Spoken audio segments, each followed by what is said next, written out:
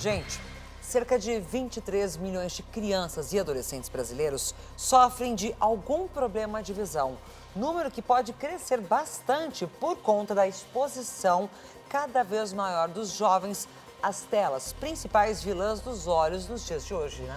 Aninha, e a boa notícia é que grande parte desses problemas tem solução, viu? Mas isso depende da identificação dos sinais de que a saúde ocular da garotada não vai tão bem. Uma missão para pais e educadores com o apoio de consultas regulares ao oftalmologista desde cedo, como explica a reportagem de Gabriela França. Acompanhe.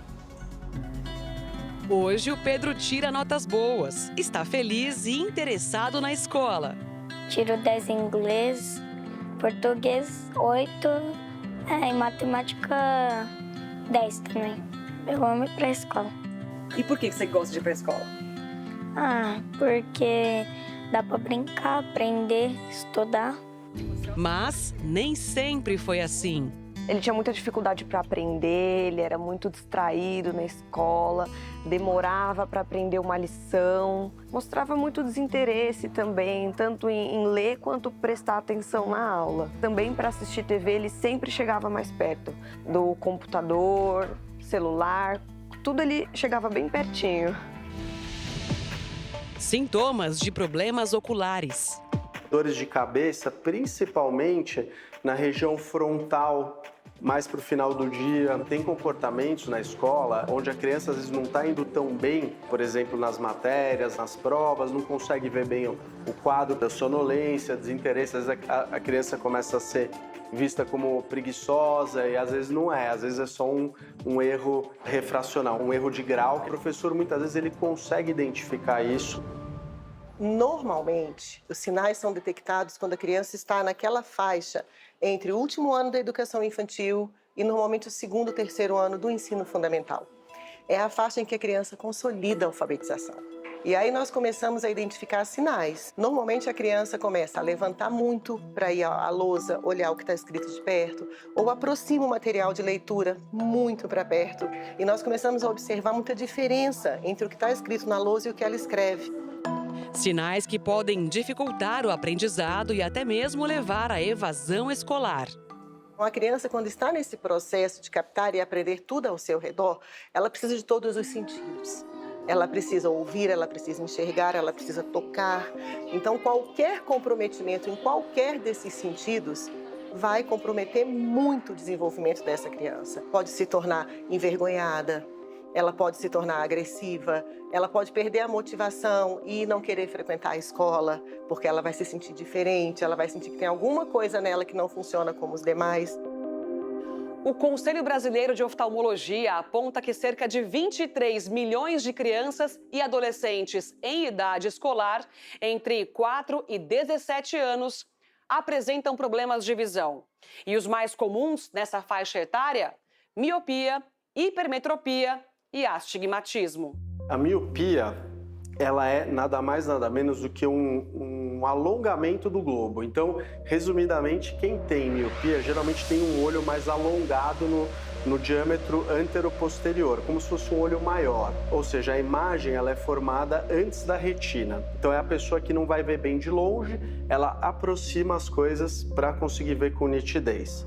A hipermetropia seria o contrário. O globo ocular ele costuma ter um tamanho um pouco menor. Então a imagem é formada atrás da retina. E o astigmatismo, ele cursa com uma irregularidade que geralmente tem um componente maior na córnea, que é o vidrinho transparente na frente do olho. Então a pessoa ela costuma ver as imagens mais borradas com astigmatismo, tanto de longe quanto de perto. Após passarem uma consulta com o filho, Amanda entendeu o motivo do desinteresse de Pedro em sala de aula. Ele foi diagnosticado com miopia. Minha visão era bem embaçada, era difícil. Tinha que chegar perto das coisas para ver. E ele já começou com um grau considerado alto, né? 3 graus. Com o tempo, o grau foi aumentando.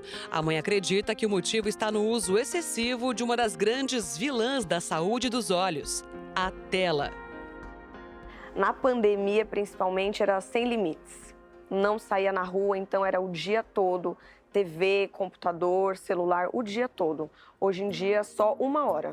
1 hora para TV, 1 hora para celular, acabou. Só começou a aumentar menos o grau dele quando eu comecei a diminuir o tempo de tela. Aí o grau dele começou a demorar mais para aumentar. Um levantamento recente revelou que o uso diário de telas pode aumentar em 21% o risco de desenvolver miopia a partir da primeira hora de exposição. Já foi comprovado, então, que a exposição excessiva a telas aumenta a incidência de grau, principalmente de miopia.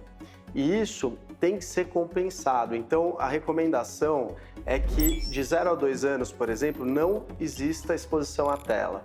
De 2 a 5, 6 anos, 1 hora de tela no máximo, sendo compensado com atividades esportivas externas, atividades ao ar livre. Além da atenção ao tempo de tela, a consulta com o oftalmologista é fundamental. E se engana quem pensa que o acompanhamento deve começar apenas a partir da idade escolar.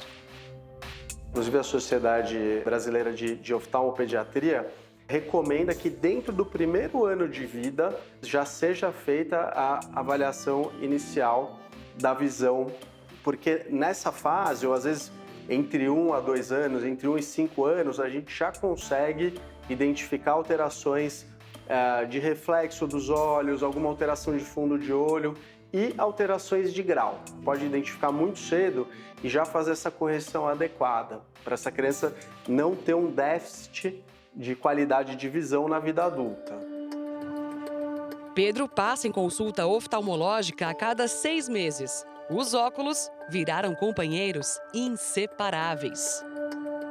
Brinco, assisto TV, jogo, dormir às vezes também, tomar banho, ir pra piscina, também em parque aquático. Também com os óculos? Sim, Porque se tirar, o que acontece? eu não enxergo. Muito importante identificar o grau da criança muito cedo, porque isso sendo tratado de uma maneira fácil, às vezes só com a prescrição de óculos, por exemplo, vão garantir que essa pessoa no futuro tenha uma visão de qualidade e desenvolva a visão corretamente. E você pode se manter muito bem informado recebendo notícias como esta no seu smartphone. É só apontar a câmera do seu celular para o QR Code que aparece aqui na nossa tela e seguir o canal de WhatsApp do Portal R7. Então acesse agora mesmo e tenha as principais notícias do dia, na palma da sua mão. Legal, né, Ana? Muito bom, Zucatelli, muito bom mesmo.